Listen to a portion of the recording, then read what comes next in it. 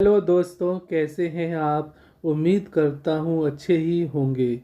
मैं अनुज सारस्वत आपका स्वागत करता हूँ आपका चैनल हिंदी मज़ेदार कहानियों में। तो चलिए शुरू करते हैं आज की मज़ेदार कहानी। प्राचीन समय में दक्षिण में किसी प्रांत में विशुल नगर नाम का एक नगर था। उस नगर के पास ही एक बहुत बड़ा पीपल का वृक्ष था, जिस पर सैकड़ों वाज घोंसला बनाकर रहते थे। उन वाजों का वाजराज नामक एक मुखिया था।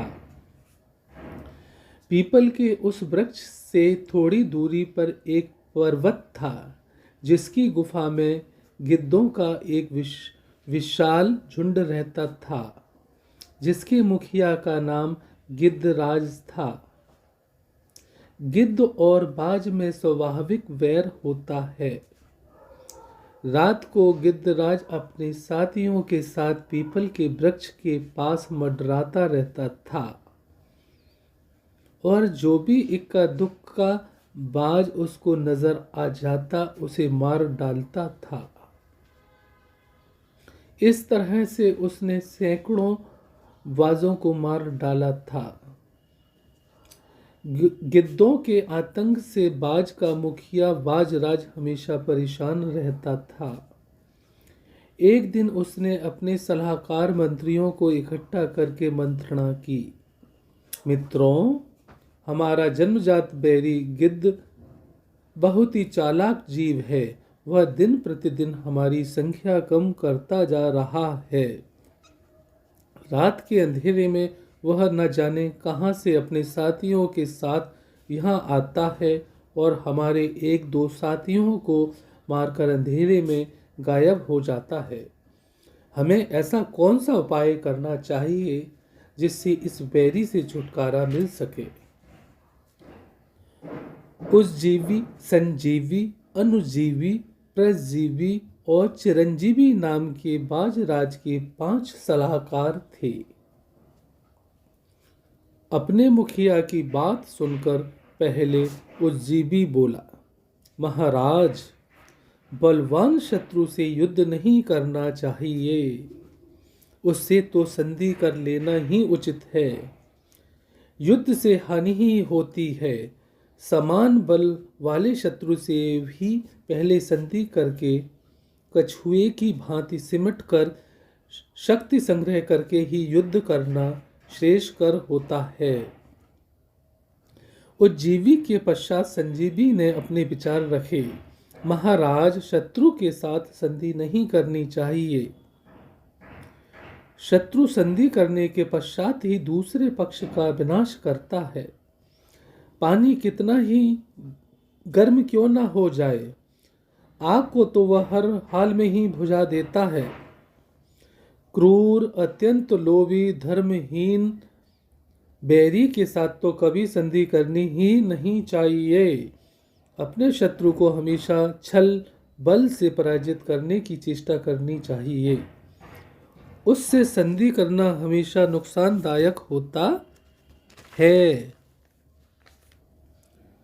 बाजराज ने अपने तीसरे सलाहकार अनुजीवी से पूछा, अनुजीवी, इस संदर्भ में तुम्हारा क्या विचार है। अनुजीवी बोला, महाराज, मेरा तो यही विचार है कि हमें उचित समय देखकर दूसरे स्थान पर चले जाना चाहिए। हमारा शत्रु काफी बलवान और क्रूर है। हम अधिक दिन तक यहीं रहें तो एक एक करके हम सबको मार डालेगा।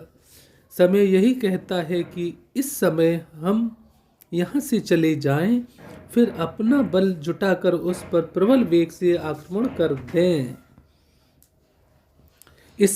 इस पर परजीवी नाम के उसके एक सलाहकार ने अपने विचार रखे। महाराज, मेरी सम्मति में तो ये तीनों ही बातें उचित नहीं हैं। अपने स्थान पर दृढ़ता से जमे रहना ही सबसे अच्छा उपाय है। मगरमच्छ अपने स्थान पर बैठकर हाथी जैसे विशाल जीव को परास्त कर देता है। हाथी को भी वह पानी में खींच लेता है। यदि वह अपना स्थान छोड़ दे तो एक चूहे से भी हार जाएगा। अपने दुर्ग में बैठकर हमारा एक एक सिपाही 100 दुश्मनों का भी नाश कर सकता है। हमें अपने दुर्ग को और दृढ़ बनाना चाहिए। परजीवी के विचार सुनने के पश्चात वाजराज ने अपने पांचवें सलाहकार चिरंजीवी से पूछा, तुम क्या कहते हो चिरंजीवी? क्या तुम्हारा भी यही विचार है जो परजीवी का है? चिरंजीवी बोला, नहीं महाराज, मेरी राय इन सबसे अलग है। मेरी राय में तो हमें किसी बलशाली सहायक मित्र को अपने पक्ष में करके वैरी को परास्त करना चाहिए। इसलिए हमें तत्काल ही किसी बलशाली सहायक ढूंढना चाहिए। यदि कोई एक ऐसा बलशाली साथी ना मिले तो कई छोटे छोटे मित्रों की मदद से भी अपने पक्ष को मजबूत कर सकते हैं। आपने देखा ही है महाराज, छोटे छोटे तिनकों से गुत्थी हुई रस्सी भी इतनी मजबूत बन जाती है कि वह हाथी तक को जकड़ लेती है। अपने पांचों मंत्रियों से सलाह कर बाजराज अपने परिवार के सबसे बुजुर्ग और अनुभवी वलजीवी नाम के बाज के पास पहुंचा और उसे अपने सलाहकारों की सलाह बताई। सुनकर वलजीवी ने कहा, पुत्र, तुम्हारे सभी मंत्रियों ने अपनी बुद्धि के अनुसार उचित सलाह दी है। अपने अपने समय में सभी नीतियां अच्छी होती हैं, किंतु मेरी सम्मति तो यही है कि तुम्हें इस समय भेद नीति का आश्रय लेना चाहिए।